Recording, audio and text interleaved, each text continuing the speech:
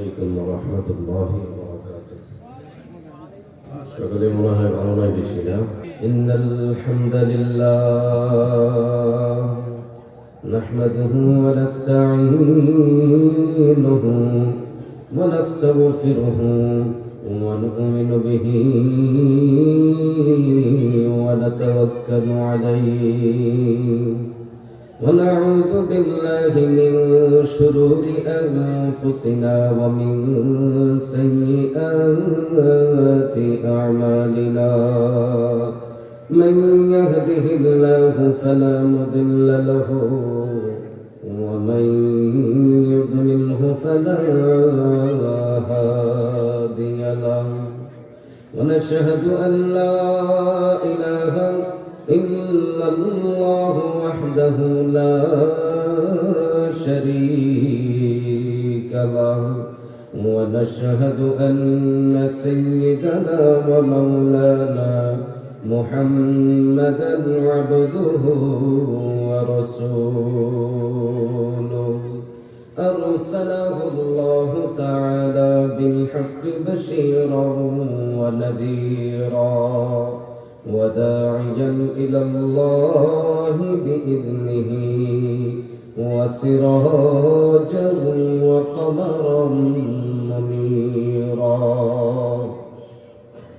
أما بعد فأعوذ بالله من الشيطان الرجيم بسم الله الرحمن الرحيم ويستخلفنكم في الأرض فينظر كيف تعملون صدق الله مولانا العظيم وصدق رسوله النبي الكريم ونحن على ذلك من الشاهدين والشاكرين والحمد لله رب العالمين সকলে একটু মহব্বতে দুরূদ শরীফ পাঠ করি আল্লাহুম্মা সাল্লি আলা মুহাম্মাদিন ওয়া আলা আলি মুহাম্মাদ কামা সাল্লাইতা আলা ইব্রাহিম ওয়া আলা আলি ইব্রাহিম ইন্নাকা হামিদুম মাজিদ اللهم بارك على محمد وعلى آل محمد كما باركت على إبراهيم وعلى آل إبراهيم إنك حميد مجيد بلغ العلا بكماله كشف الدجى بجماله حسنت جميع خصاله صلوا عليه وآله সবাই জবান করে একটু জিকির করেন লা ইলাহা ইল্লাল্লাহ লা ইলাহা ইল্লাল্লাহ লা ইলাহা ইল্লাল্লাহ লা ইলাহা ইল্লাল্লাহ লা ইলাহা ইল্লাল্লাহ জোরে লা ইলাহা لا إله إلا الله لا إله إلا الله لا إله إلا الله جل لا إله إلا الله أرجر دل আছে আল্লাহর ভয় কার ভয় আরেকটু একটু মুসলমানের মতো আওয়াজ করে জবান করে উচ্চ সুরে বলে ওঠেন কারো ভয়। যার দিলে আছে আল্লাহর ভয়, ওরে সেই দিলওয়ালা জান্নাতি হয়। কথা ঠিক কিনা? জান্নাতি লোকের কিছু ভালো লাগে না, জান্নাতি লোকের কিছু ভালো লাগে না, ভালো লাগে শুধু এক আল্লাহ, লা ইলাহা ইল্লাল্লাহ, জোরে লা ইলাহা ইল্লাল্লাহ, লা ইলাহা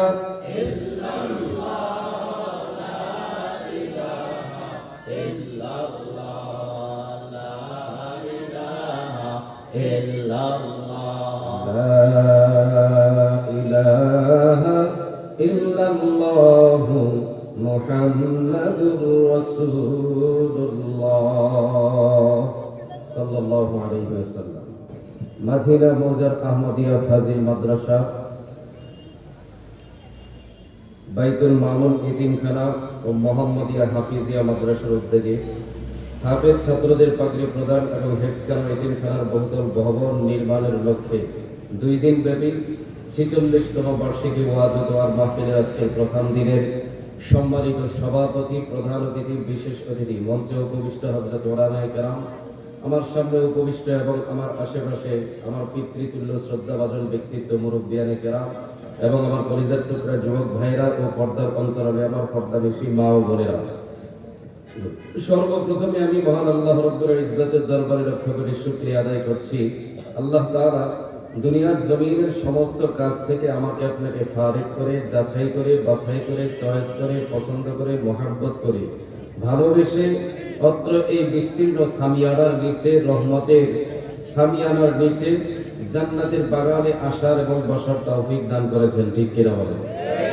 মুসলমান বন্ধুরা আমার মতো আপনার মতো এখনো অনেক লোক রাস্তাঘাটে অযথা গল্প গুজবের মধ্যে লিপ্ত। ঠিক কিনা বলেন? কিংবা কেউ টেলিভিশনের পর্দার মধ্যে টিভি দেখায় লিপ্ত। ঠিক কিনা বলেন? কিছু যুবক আছে যারা মোবাইলে, ইন্টারনেট, ফেসবুক, ইউটিউব নিয়ে ব্যস্ত। কথা বলেন ঠিক কিনা?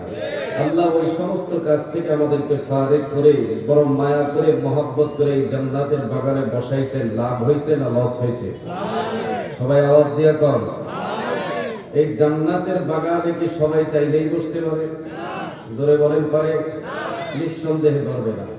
যেহেতু আল্লাহ আমাকে আপনাকে জান্নাতের বাগানে বসাইছে, আশা করা যায় দুনিয়ার জমিনের জান্নাতের বাগানে যেহেতু আল্লাহ বসার তৌফিক দিছে, আল্লাহ স্থায়ী চিরস্থায়ী জান্নাতে নিবেন বিদায় এখানে একটু মনোনয়ন দিয়া আগে একটু জাস্টিফাই অভ্যাস করাইতেছে। ঠিক কিনা বলে? মুসলমান বন্ধুরা আমার আপনার আদি পিতার নাম কি বলেন তো? হ্যাঁ, ইব্রাহিম। কিছু লোক তো ইব্রাহিমের নাম কয়, কিছু লোক আদমের নাম কয়। যাক, তারপরে তো আপনার একটা সিরিয়ালের মধ্যে আছে। আমাদের পূর্বপুরুষদের মধ্যে 2জন জাতির পিতা, 2জন পিতা আছে। একজন জাতির পিতা, একজন আদি পিতা। কথা ঠিক না বেঠিক? মাঝখান দিয়ে আমি প্রায় সময় এই মাহফিলের মধ্যে প্রশ্নটা করে থাকি, কেন করি? আমরা মুসলমান, আমাদের গোড়ার পরিচয় যদি আমরা না জানি তাইলে কিসের সাধারণত মুসলমান আমরা? ঠিক কিনা বলে? এই জন্য একটু অভ্যাস করাই, মনে করাই দিই পূর্বের ইতিহাসগুলো, কাহিনীগুলো। সব জায়গায় মাহফিলে জিজ্ঞাসা করি, হঠাৎ করে কোন জায়গায় জাতির পিতার জায়গায় নাম লাগায় দেয়, ইব্রাহিম পয়গম্বরের জায়গায় নাম লাগায় আদম পয়গম্বরের, আদম পয়গম্বরের নামের জায়গায় ইব্রাহিম পয়গম্বর। কিন্তু আর মাঝখান দিয়ে কিছু একটা সময় গেছে, জিজ্ঞাসা করলে কিছু কিছু লোক বইলে উঠছে বঙ্গবন্ধু শেখ মুজিবুর রহমানের নাম। কথা কোন লাগে? জাতির পিতা কে? জোরে বলেন তো। হ্যাঁ, মাঝখান দিয়ে 16-17 বছর আমাদের ঘরের মধ্যে নতুন করে একজন জাতির পিতা চাপাই দিতে চাইছিল। মুসলমান কিতা মাইনে নিছে? এই জোরে কন। আপনারা মাইনে নিবেন? মাইনে নিবেন? মুসলমানদের জাতির পিতা এটা দুনিয়ার মানুষের তৈরি বানানো কথার মধ্যে দিয়ে চলবে না। আল্লাহ কোরআনে আমাদেরকে শিখাই দিয়েছে, মিল্লাতা আবিকুম ইব্রাহিম। তোমাদের মুসলিম মিল্লাতের জাতির পিতা হইল কে?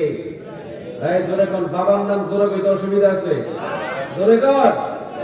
ইব্রাহিম পয়গম্বর। আর আদি পিতার নাম কি?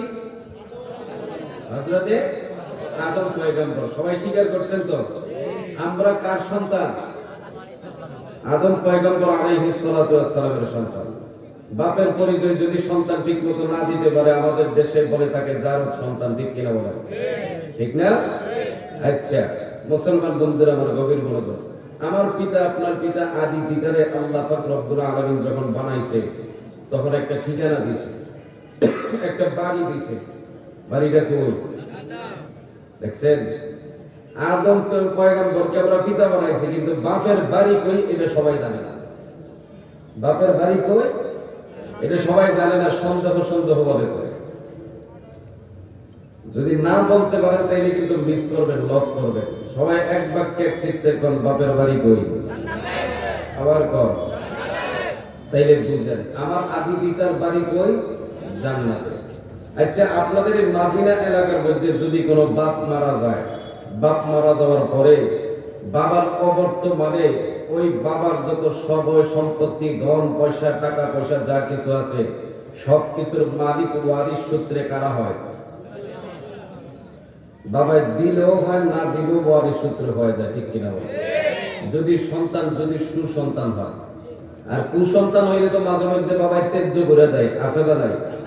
ত্যায্য করে দিলে বাবার সম্পত্তিকে ওই ওয়ারিশ সূত্রে ওই সন্তান পাওনা হয়। কথা পেন? মুসলমান বন্ধুরা আমার গভীর মনোযোগ, কথাগুলো দিলের কান লাগায় বোঝার চেষ্টা করবেন। দুনিয়ার জমিনের মধ্যে যদি একজন পিতা ইন্তেকাল করার পর ওই পিতার অবর্তমানে যদি তার সন্তান যদি সম্পদের মালিক হইবার পারে, ওই পিতার অবর্তমানে ওয়ারিশ সূত্রে যদি সন্তান যদি ওই সমস্ত সম্পত্তির মালিক হইবার পারে, ও মুসলমান, আমরা তো এই স্থানের মধ্যে কিছুক্ষণ পূর্বে আমরা ঘোষণা দিয়ে দিলাম আমার আপনার পিতার নাম হইল গিয়া আদম পয়গম্বর।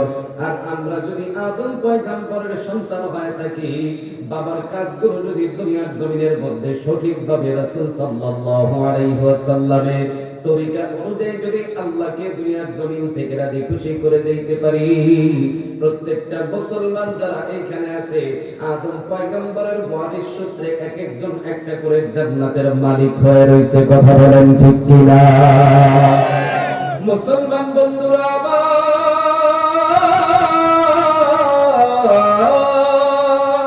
কিন্তু সেই জান্নাতের মধ্যে যাওয়ার জন্য আজকে মুসলমানদেরকে বেশি চেষ্টা করতে দেখা যায় না।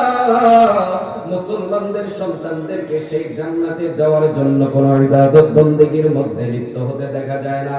মুসলমানদের সন্তানরা দুনিয়ার চতুর্মুখী সমস্ত সংস্কৃতির চাকচিক্যকে এমন ভাবে জড়ায় ধরছে, এমন ভাবে মহব্বত করছে, তাদের কাছে নামাজ ভালো লাগে না, রোজা ভালো লাগে না, কুরআনুল কারীমের তেলাওয়াত তাদের কাছে ভালো লাগে না, ভালো কাজ তাদের কাছে ভালো লাগে না।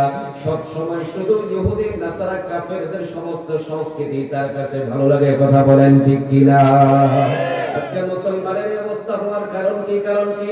ও মুসলমান বন্ধুরা আমার, কথাগুলো গভীর মনোযোগ দিয়ে শোনার চেষ্টা করবেন। জন্মের পর থেকে একটা শিশু যেরকম ভাবে তাকে মৌলিক কোরআনের শিক্ষায় শিক্ষিত হওয়া দরকার ছিল, আমাদের মুসলমানদের ঘরের মধ্যে কোন সন্তানকে জন্মের পরে কোরআনিক শিক্ষায় আমরা শিক্ষিত করি না। কথা বলেন ঠিক কিনা? যার কারণে ঘরের মধ্যে কোরআন না থাকার কারণে আজকে ঘরের মধ্যে অশান্তি, সমাজের মধ্যে কোরআন না থাকার কারণে সমাজের মধ্যে অশান্তি। ঘরের মধ্যে কোরআনকে দূরে সরাই দিয়া ঘরের মধ্যে ওয়াইফাই ঢুকাই দিছে। কথা বলেন। ঘরের ভিতরে কোরআনকে দূরে সরাই দিয়া মোবাইল ঢুকাই দিছে। কথা বলেন ঠিক কিনা? মুসলমান বন্ধুরা আমার, ঘরের মধ্যে থেকে কোরআনকে দূরে সরাই দিয়া শান্তির প্রদীপকে নিভাই দিয়া ঘরের ভিতরে এলইডি মনিটর প্রবেশ করাই দিছে। জোরে বলেন ঠিক কিনা? মুসলমান বন্ধুরা আমার,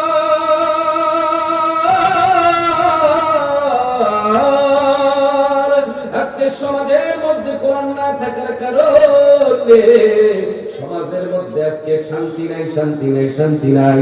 সমাজের প্রত্যেকটা সেক্টরে দেখবেন ধনী গরিবের মধ্যে পার্থক্য আছে না নাই? কথা বলেন ঠিক কিনা? সমাজের প্রত্যেকটা সেক্টরে দেখবেন সুদের ব্যবসা চালু হয়ে গেছে। সমাজের প্রত্যেকটা সেক্টরে দেখবেন জিনা, ব্যভিচার, জুলুম, নির্যাতনের কার্যক্রম দিন দিন বেড়েই চলছে। কথা বলেন ঠিক কিনা? আজকে যদি সমাজের মধ্যে কোরআন থাকতো, ঘরের মধ্যে কোরআন থাকতো, আল্লাহর কসম করে বলি সমাজের কোন লোক সুদ এবং ঘুষের দিকে ধাবিত হইতে পারতো না। ঠিক কিনা জোরে কর। আমি সত্য কথা বলে যাই, মন দিয়ে শুনেন সবাই, সত্য কথা বলে যাই, মন দিয়ে শুনেন সবাই। এই সমাজের কোন কাজে শান্তি তো ভাই মোটে নাই, এই সমাজের কোন কাজে শান্তি তো ভাই মোটে নাই। কথা বলেন ঠিক কিনা? আরে অফিস আদালতে ভাইরে ঘুষ বিনা চলে না কাম, ঘুষ পাইলে সব সারেরা বলে আসে নইয়ের কাম। ও মুসলমান, অফিস আদালতের দিকে তাকাইলেই দেখবেন কত গরিব মানুষগুলো দিনের পর দিন, রাতের পর রাত তারা পায়ে হেঁটে হেঁটে মাথার গামকে পায়ের মধ্যে ফেলে অর্থ উপার্জন করে একটা সিগনেচারের জন্য, একটা বিচারের জন্য আদালতের দ্বারস্থ হয়। উকিলের কাছে গেলে রিসিট টেবিল দিয়ে টাকা না দিলে বিচার অন্যদিকে ঘুরে যায়। কথা বলেন ঠিক কিনা? সামাজিক বিচার ব্যবস্থার মধ্যে মেম্বার, চেয়ারম্যান, প্রধানমন্ত্রীদেরকে সরকারের যত বড় বড় মাতবর আছে তাদের হাতের নিচে যদি কোন রকম বান্ডিল না দেয়, বিচার অন্যদিকে ঘুরে যায়। কথা বলেন ঠিক কিনা? সমাজের মধ্যে এরকম ধরনের অপরাধ আছে না নাই? ভাই জোরে বলেন আছে না নাই? আরে অফিস আদালতে ভাইরে ঘুষ বিনা চলে না কাম, ঘুষ পাইলে সব সারেরা বলে আসে নইয়ের কাম। ঘুষ না দিলে আদালতে ভাইরে, ঘুষ না দিলে আদালতে মেনে না গরিবের ঠাই।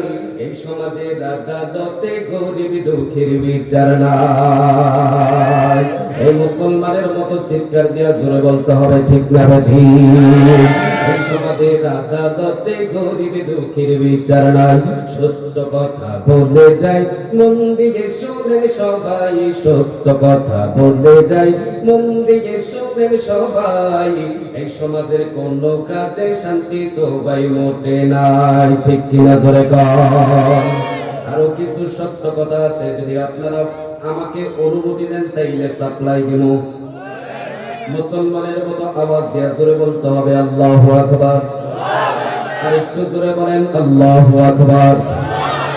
আরে দুর্নীতি দমন কমিশন বলছে দুর্নীতি কমছে, কমা তো ভাই দূরের কথা, দুর্নীতি বেড়ে গেছে।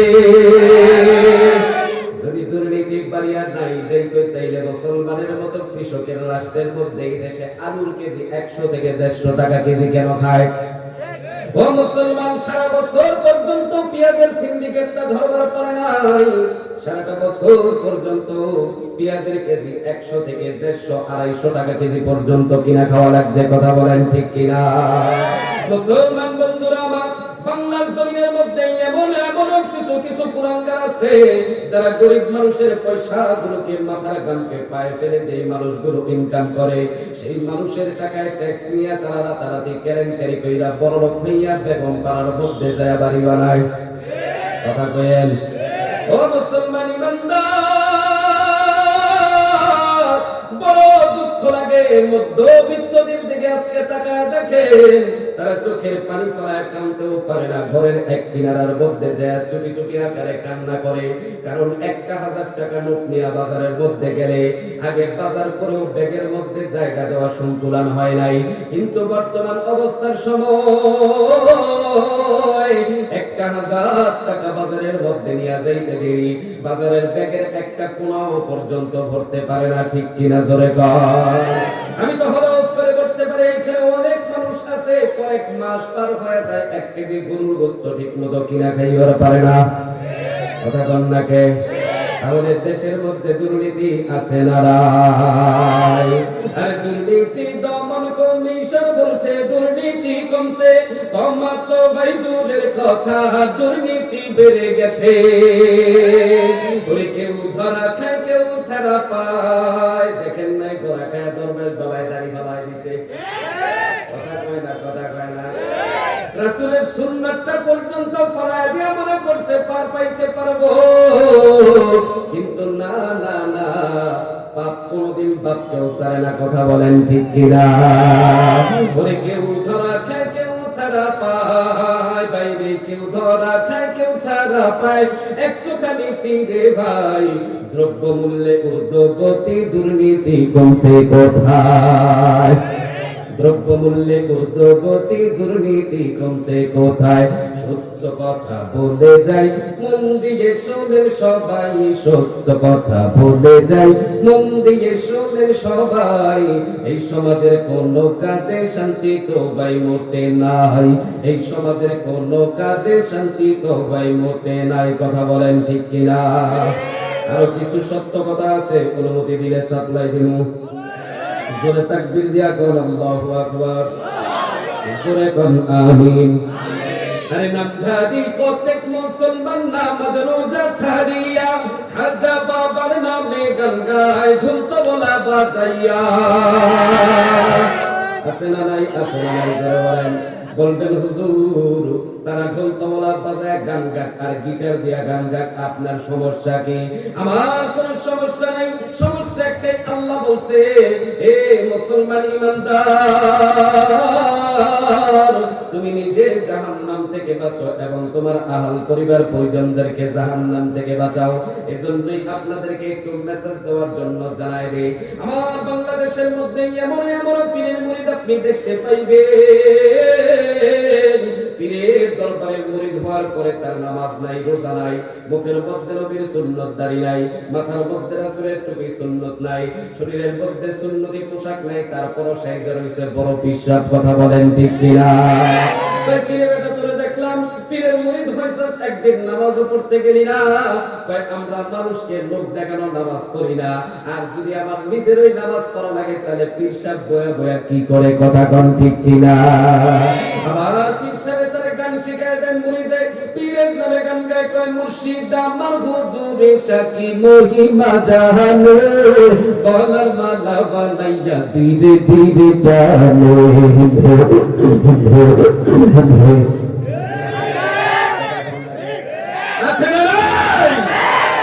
তোমারে না পাইলে মুর্শিদ কাদুয়াতে যাইব গলার মালা বানাইয়া বুকে ধরে রাখিব হিমহে হিমহে হিমহে আবার মাঝে মাঝে কি কই ডিমবে ডিমবে ডিমবে আসে না না বাঙালি মুসলমানের মেজাজ বাঙালি মুসলমানের মগজ এতটাই খারাপ হইছে কোনটা ভালো কোনটা মন্দ যাচাই করার সময় পায় না চেহারা দেখলেই খালি যায় উপর দিয়া বাবার দরবারে যায় পয়রা যায় কথা বলেন ঠিক কিনা আমার বাংলাদেশের মধ্যে এমন বাটপার সিটারের জন্ম হইছে আল্লাহর কসম করে কই যদি হযরতে ওমরের মতো একজন শাসক যদি বাংলার জমিনে বাইচা থাকতো তাহলে ওই মালাউনের গর্দানটারে বুক থেকে জমিনের মধ্যে ফেলাই দিত ঠিক কিনা জোরে গা আমার মরণকালে ঢোলবাসী বাজে আমারে কবর দিও মরণকালে কলেমা কালামের দরকার নাই এই যুবকরা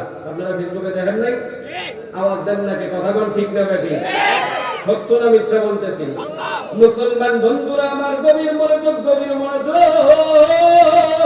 একটা মানুষ দুনিয়ার জমিনের মধ্যে যতই গুনাহ করুক ঠিক মতো নামাজ পড়বার পারে নাই ঠিক মতো রোজা রাখবার পারে নাই কিন্তু তারপর ওই লোকটা মরার কালের সময় যদি তার কাছে বলেন বাবা তুমি কি চাও তোমার জীবনের সর্বশেষ আশা কি ওই বান্দা উচিত জবাব দিয়া কয় জীবনে ঠিক মতো রোজা রাখবার পারি নাই নামাজ পড়বার পারি নাই আমার আল্লাহ যেন শেষমেশ মৃত্যুর পূর্বে আমার জবানের মধ্যে যেন কালিমাটা অন্তত নসিব কইরা দেয় ঠিক কিনা জোরে কর আরে মালাউন কই থেকে নাজির হইছে এই কয় তারে মরার কালে বলে কলেমা কালামের কিচ্ছু দরকার নাই আমি কই তারে যেটা আগুন দিয়া সারানদের মতো হিন্দুদের মতো পুইরা লওয়া দরকার কথা বলেন ঠিক কিনা ওই আমার মরণ কালে ঢোলবাসী বাজাইও তোরি কারবায়ো মজা লাগে না মজা লাগে ওই আমার মরণ কালে ঢোলবাসী বাজাইও তোরি কারবায়ো আমার মরণ কালে ঢোলবাসী বাজাইও নাউজুবিল্লাহ বাজিয়া কইেন জোরে কোন কই কলেমা কালাম ভাই কোনো কিছুর দরকার নাই চিন্তা করছেন তারে জাতা গুন দিয়া কইরা লওয়া দরকার ঠিক কিনা জোরে কোন আমার নিদান কালে মুর্শিদের গীত গাইও তোরি কারবায়ো আমার মরণ কালে ঢোল বাঁশি বাজাইও জোরে জোরে নাউজুবিল্লাহ। আমি কই তোর মরণ কালে জুতা দাবাইরাইব ফেরেশতায়ো, ওই ভালো কইরা জাহান্নাম দিব, ঠিক কিনা জোরে কর। আরে নামদাদি কতেক মুসলমান নামাজ রোজা ছাড়িয়া খাজা বাবার নামে গান গায় ঢোল তবলা বাজাইয়া, ওরা গাঞ্জার কল কীর্তন মারিয়া। সরি, তারা এটাকে গাঞ্জা বলে না, তারা বলে এইটাকে সিদ্ধি। কথা বল নাকি? মুসলমানদের আবার দেখে ভূতে কিলায়। যদি নামকে পরিবর্তন করার কারণে কি হারাম কি হালাল হয়ে যায় নাকি? জোরে কোন হারাম কি হালাল হয়ে যায় নাকি? নাম যতই পরিবর্তন হোক হারাম কিন্তু হারাম ওই থাইকা যায়, ঠিক কিনা জোরে কর। ও মুসলমান, আপনাদের এলাকায় পায়খানা আছে না নাই? পায়খানার ভিতরে মলমূত্র গুলো ত্যাগ করে ওইটার ওই পায়খানা কয়, ঠিক কিনা বলেন? ওই পায়খানারে মনে করেন আইনা। যদি একটা লোক কয় 100 লেবুর শক্তি দিয়া ভালো করিয়া ভিমবার দিয়া দৌত করিয়া ডিটারজেন্ট পাউডার দিয়া আতর গোলাপ সুরমা জল লাগাইয়া একটা প্যাকেটিং কইরা যদি কয় এটা হালাল পায়খানা, আপনি বলেন কোন যুক্তিসঙ্গত বিবেকবান মুসলমান কি কোনোদিন এই পায়খানা কি গ্রহণ করবে নাকি? কেন? কারণ এইটা যতই পরিশোধন করা হোক এইটা পায়খানা পায়খানা ওই থাইকা যায়। এটার মধ্যে যতই নাম পরিবর্তন করা হোক হারাম হারাম ওই থাইকা যায়, ঠিক কিনা জোরে কর। হয়তো তুই গাঞ্জা খাও, লালন করেছে সিদ্ধি খাইলে নাকি বলে বুদ্ধি বাড়ে। কথা শুনেন না আপনারা? আরে বুদ্ধি বাড়ায় কয় কি জানেন? কয় আমি চাই না বেহস্ত ভয় পাই না জাহান্নাম, আমার কপালে লিখে দিও দয়াল বাবার নাম। কি চলে বাংলাদেশের মধ্যে? যেই সাপ্লাই দেয় এই মার্কেট পায়। কথা বল নাকি? ও মুসলমান ইমানদার, হাসরের ময়দানের মধ্যে এমন একটা কঠিন সময় হবে গো, সূর্য থাকবে মানুষের মাথার একেবারে উপরিভাগের উপরে, মানুষের মগজগুলো টকবক টকবক করে সিটপেট ছটফট করতে থাকবে, যার যার কামের সাঁতারের মধ্যে সাগরের মধ্যে সাঁতার কাটতে থাকবে। মুসলমান বন্ধুরা আমার, ওই কঠিন মুহূর্তের মধ্যে একজন মা তার সন্তানের কাছে দেয়া বলবে, বাবা রে তুমি না আমি 10 মাস 10 দিন আমার গর্ভের মধ্যে রাখলাম, আমার পেটের মধ্যে থাইকা তুই কি পরিমাণের যন্ত্রণা করছস কেউ জানে না, আমি জানি। তুই আমার পেটের মধ্যে থাইকা লাথি দিছ, আমি আর কারো কাছে কইরাই সহ্য করবার পারি নাই। মালিক রে ডাক দিয়া বলছি, আল্লাহ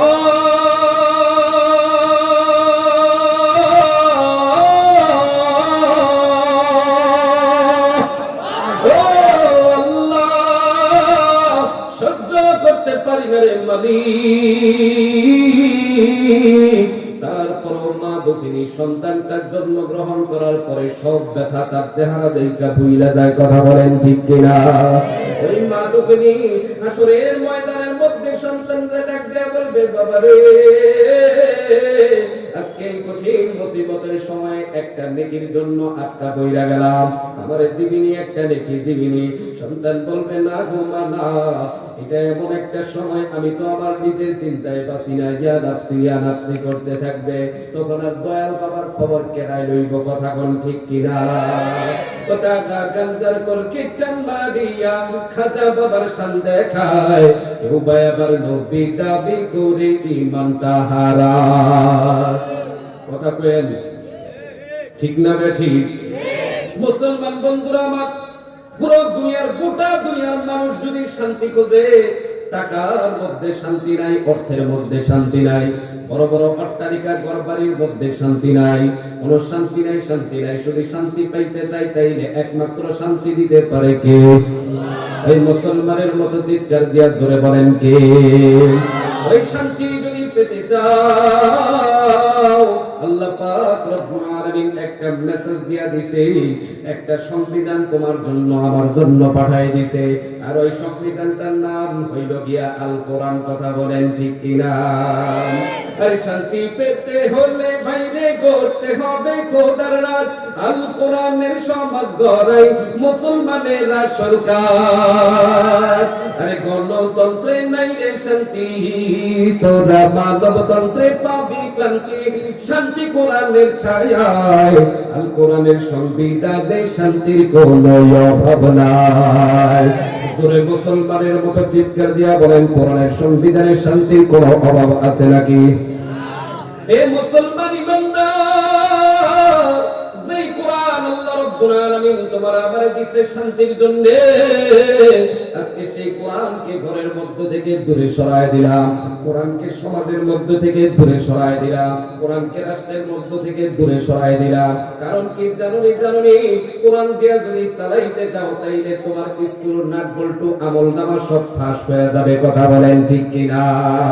মুসলমান বন্ধুরা আমার, ওই কোরআন থেকে আপনাদের সম্মুখে একখানা আয়াতে কারিমা অল্প একটু অংশ বিশেষ আমি তেলাওয়াত করেছি। আল্লাহ রাব্বুল আলামিন আমাদেরকে জানায় দেয়, ওয়া ইস্তাখলিফান্নাকুম ফিল আরদি ফায়ানজুরা কাইফা তা'মালুন। ও মুসলমান ইমানদার, বুঝেন কথাগুলো বুঝেন।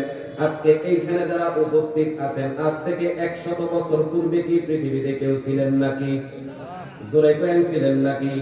যারা এখন আছেন, আজ থেকে 100 বছর পরে পৃথিবীতে কেউ থাকবেন এরকম গ্যারান্টি দিতে পারবেন নাকি? আরে না না না, ও মুসলমান ইমানদার আল্লাহর গোলাম, একদম চলে যায় আবার আরেকদম দুনিয়ার জমিনের মধ্যে আসে। এই যে একদল চলে যায় আবার আরেক দল আসে। যদি দুনিয়ার জমিনের মধ্যে থাকার কোনো ব্যবস্থা থাকতো তাইলে আমার দাদার বাবারা কোনোদিন ইন্তেকাল করতো না। ঠিক কিনা? জোরে কহ। একদল চলে যায় আবার আরেক দল আসে। প্রশ্ন করবেন, হুজুর আল্লাহ পাক রব্বুল আলামিন একদলকে পাঠায় আবার আরেক দলকে কেন নিয়ে যায়? আপনি প্রশ্ন করলে আল্লাহ আপনার প্রশ্নের জবাব দিয়া দেয়। জোরে কোন সুবহানাল্লাহ। আল্লাহ রাব্বুল আলামিন ডাক দেয়া কয়, ওয়া ইয়াস্তাখলিফান্নাকুম ফিল আরদি ফায়ানজুরা কাইফা তা'মালুন।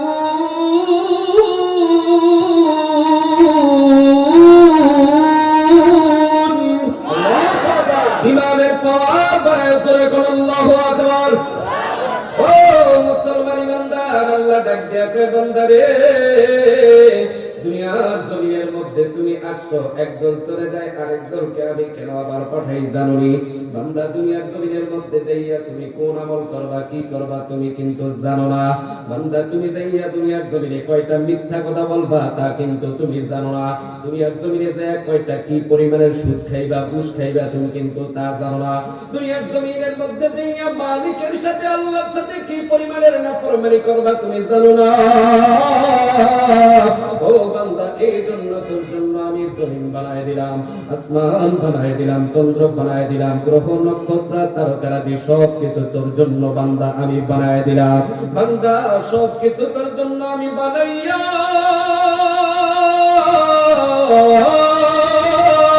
বরাবর করিয়া তোরে আমি দুনিয়ার জমিনের মধ্যে পাঠাইলাম।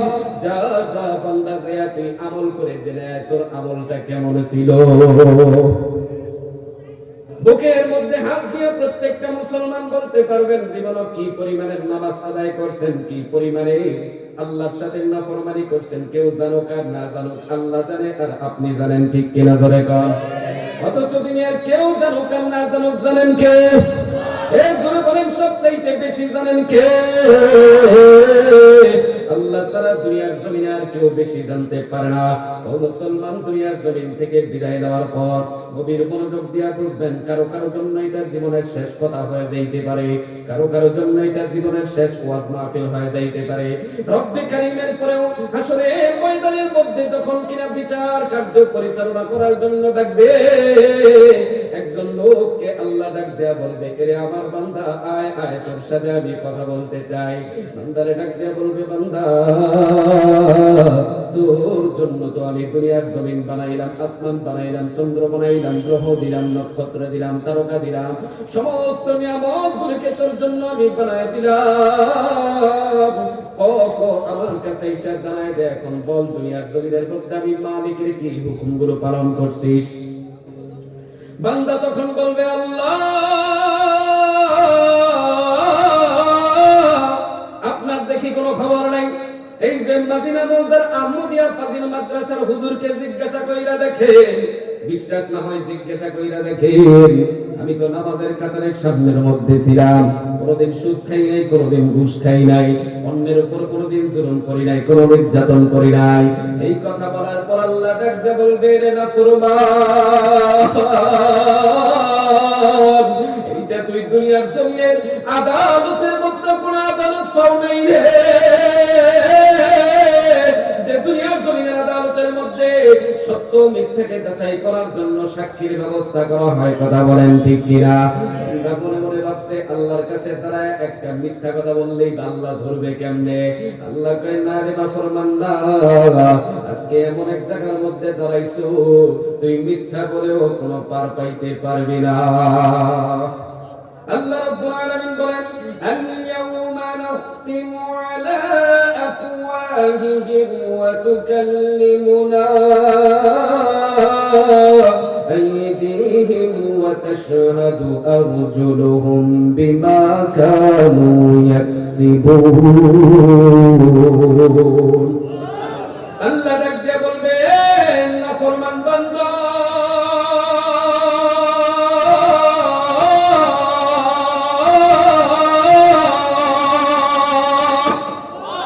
আজকে তুই এমন জায়গার মধ্যে দাঁড়াইছো, সেই জায়গার মধ্যে আমি তোর বিরুদ্ধে কোনো সাক্ষী দাঁড় করাইব না, তোর বিরুদ্ধে কোনো আদালত আমি দাঁড় করাইব না।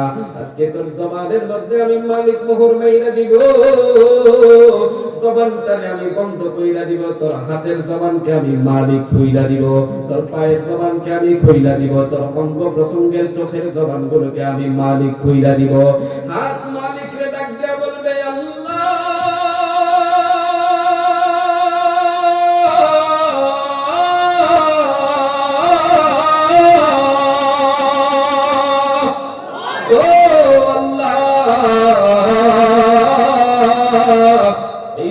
যা বলছে একটাও সত্য বলে নাই, মিথ্যা বলছে, মিথ্যা বলছে। এই বান্দারে তুমি হাত দিয়েছিলা, এই হাত দিয়া কোনদিন কোনো নেক আমল করে নাই। তোমার এই বান্দা এই হাতের আঙুল দিয়া, চক্ষু দিয়া দেখে দেখে তুমি মালিকের কোন কোরআন পড়ে নাই, তারে পাওয়ার দিছিলা, শক্তি দিছিলা, হাত দিয়া একটা মানুষ 19-20 করলেই থাপ্পড় লাগাই দিছে। এই হাত দিয়া কত রকম ভাবে সুদ খাইছে, ঘুষ খাইছে। নাফরমানের বিপক্ষে এই হাত তখন সাক্ষী দিবে।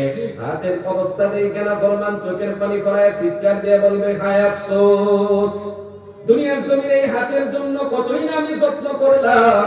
এই হাত যদি একটু কাইটা যাইতো, সঙ্গে সঙ্গে ডাক্তারের কাছে যাইতাম, ডাক্তারের কাছে যাইয়া মলম লাগাইতাম, ব্যান্ডেজ লাগাইতাম, হাতের ত্বক যেরকম ভাবে নষ্ট না হয় দামি দামি ক্রিম লাগাইতাম, লোশন লাগাইতাম, সুরু মাখতাম। কথা বলেন ঠিক কিনা? আরে হয়, আজকে দেখি আমার হাত আমার বিরুদ্ধে সাক্ষী দেয়। হাত ডাক দেয়া বলবে, নাফরমান,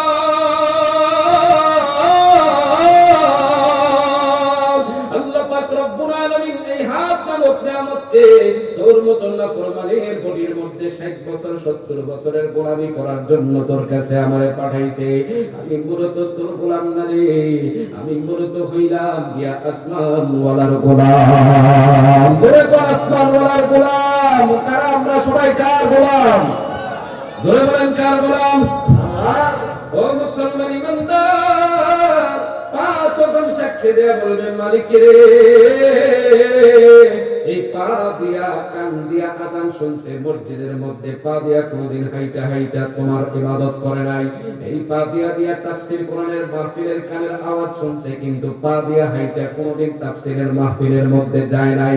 এই পা দিয়া নেতার মিছিলের মধ্যে গেছে, এই পা দিয়া কত মানুষের উপর জুলুম করছে, নির্যাতন করছে, স্টেডিয়ামের মধ্যে গেছে, সিনেমা হলের মধ্যে গেছে। তখন বান্দা চোখের পানি ফেলায় চিৎকার করবে, আফসোস করবে, আহারে, আগে যদি জানতাম আমার হাত পা আমার চক্ষু আমার বিরুদ্ধে সাক্ষী দিবে, তাহলে কোনদিন এগুলোর যত্ন নিতাম না। মুসলমান ইমানদার সেই দিন আফসোস করলেও কোনো কাজে আসবে না। দুনিয়ার জমিনের মধ্যে যদি আফসোস কইরা নিজের সংশোধন করবার পারো, এর চাইতে বড় ভালো জায়গা আর একটা হইতে পারে না। ঠিক কিনা? জোরে বল। এইবার আল্লাহ রাব্বুল আলামিন বলেন, এই বান্দার আমল নামাগুলো তার হাতের মধ্যে বুঝায় দেওয়া হোক। আল্লাহু আকবার, আল্লাহু আকবার। বান্দা তার ডান হাতটারে সামনের দিকে আগায় দিবে আমল নামা নেওয়ার জন্য। ফেরেশতা মালিকের হুকুম নিয়ে বলবে, আল্লাহ, এই বান্দার তো কোনো ভালো আমল নামা নাই, তার ডান হাতের মধ্যে কেমনে আমল নামা দেব? আল্লাহ বলবেন, তার সাথে যা করা দরকার কইরা দাও। ফেরেশতা মালিকের হুকুম নিয়ে হাতটার মধ্যে এমন ভাবে ধরবে, দইরা হাতটারে এমন জোরে একটা পুচুর দিবে, টাস টাস করিয়া হাড্ডিটারে ভাঙা পিছনের দিকে ঝুলে দিবে। বান্দা হাউ হাউ করে চিৎকার করবে আর ডাক দিয়া বলবে, মালিক,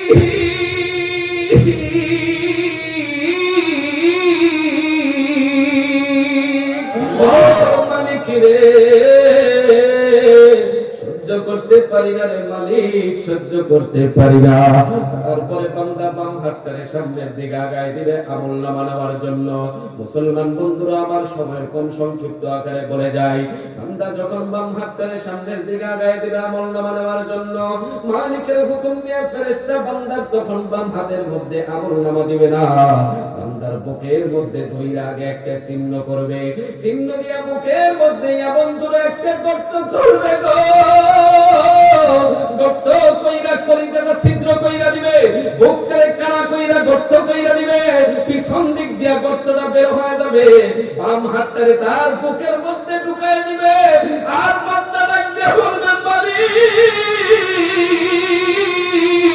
সহ্য করতে পারি না রে মালিক, সহ্য করতে পারি না। বুকের মধ্যে কলিজাটা ছিদ্র করিয়া বাম হাতটারে ঢুকাই দিবে, পিছন দিক দিয়ে জুড়ায় দেওয়ার পরে আল্লাহ বলবে, বান্দার আমল নামা তার হাতের মধ্যে বোঝায় দেওয়া হোক। মুসলমান ইমানদার, শুধু যে ওই ব্যক্তির সাথে এরকম হবে তা না, এখানকার প্রত্যেকটা মানুষের সাথেই কিন্তু এরকম হবে। ভালো করিয়া বুঝ করিয়া কবরের মধ্যে যাইও। ও মুসলমান ইমানদার, আল্লাহর নবী পয়গম্বর সাল্লাল্লাহু আলাইহি ওয়াসাল্লামকে সাহাবারা জিজ্ঞাসা করলেন, ইয়া রাসূলুল্লাহ, ইয়া হাবিবাল্লাহ, আপনার বান্দার চেহারা হইল সামনের দিকে আর আমলনামা দিছে পিছনের দিকে, দেখবে কেমনে, দেখবে কেমনে, দেখবে কেমনে? আল্লাহর নবী পয়গম্বর সাল্লাল্লাহু আলাইহি ওয়াসাল্লাম চোখের পানি ফেলা কয়, সাহাবীরা রে, আল্লাহর ফেরেশতা তখন এই বান্দার ঘাড়ের মধ্যে ধরবে, ধইরা এমন জোরে একটা গাট্টার মটকায় দিতে গো, টাস টাস টাস টাস কইরা ঘাটটারে মটকায় দিয়ে পিছনের দিকে ঝুলায় দিয়ে বলবে, ইকরা কিতাবাকা কাফা বিনাফসিকা ইয়াউমা আলাইকা হাসিবা।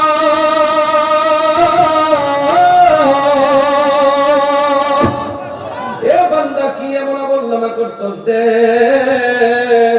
ইকরা কিতাবাকা, তাকায় তাকায় দেখ কি আমলনামা গুলো করছস।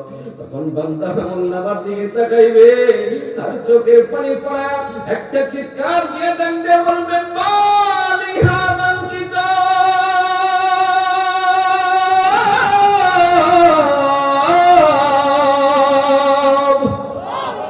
আরে মালি হাদাল কিতাব, এইটা কেমন আমলনামা মালিক আমার হাতে ধরায় দিছে, লা ইউগাদিরু সগীরাতান ওয়ালা কাবীরাতান ইল্লা আহসাহা।